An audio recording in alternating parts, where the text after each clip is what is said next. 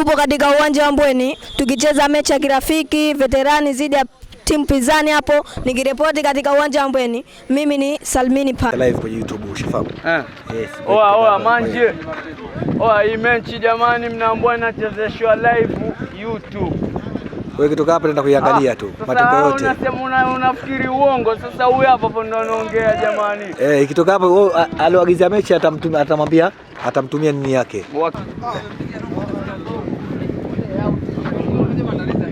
Tajiri.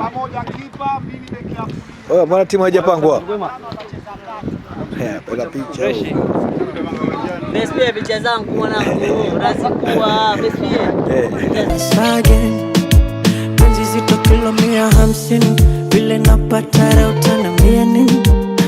Kuna muda kama siamini, na kuna muda tushetulia mimi. For your love let me sing. Nishakolea hatari mapenzi. Tamu pipi ya kijiti, ukilamba unacheka. Na kibaridi hiki, nyuzi na tano ya mkeka. Penzi halishikiki, lina vyote na mina maposta.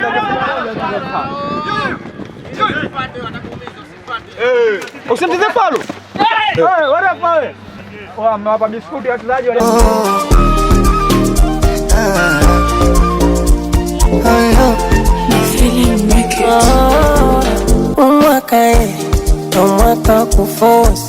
Mpira unaendelea kuchezwa vizuri, wanashambuliana kwa zamu. Timu zote mbili zimeongeza umakini. Kama tunavyoona, mechi inaendelea kuchezwa hapa katika uwanja wa Mbweni baina ya Last Kushi na Veterani City. Mpira unaendelea, goli 2-2, wanashambuliana kwa zamu. Mpira ni mzuri. PSP Online TV tukiwa na kapteni wa Last Kushi. Kwanza mambo vipi? Mambo fresh. Kipindi cha kwanza kimemaliza. Mchezo umeonaje? Mchezo kipindi cha kwanza nimeuona upo fresh, umechangamka kidogo, kikiri huku na huku.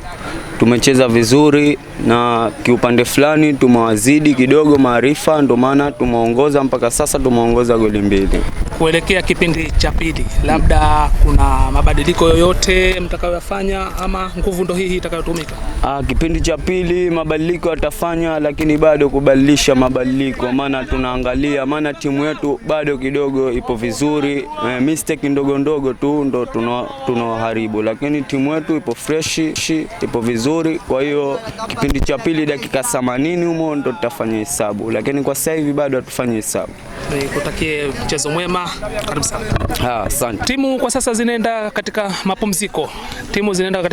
Katika kiwanja hichi cha Mbweni baina ya Last Kushi na Veterani City. Sasa hivi ni mapumziko, na kama tunavyoona wachezaji wanapata mawaidha kutoka kwa makocha wao 2-3 ili watakaporudi kipindi cha pili wayafanyie kazi yale ambayo wameambiwa na kocha wao. Unacheza sana gani, assist katoa nani, mbona goli limeshinda sasa tena?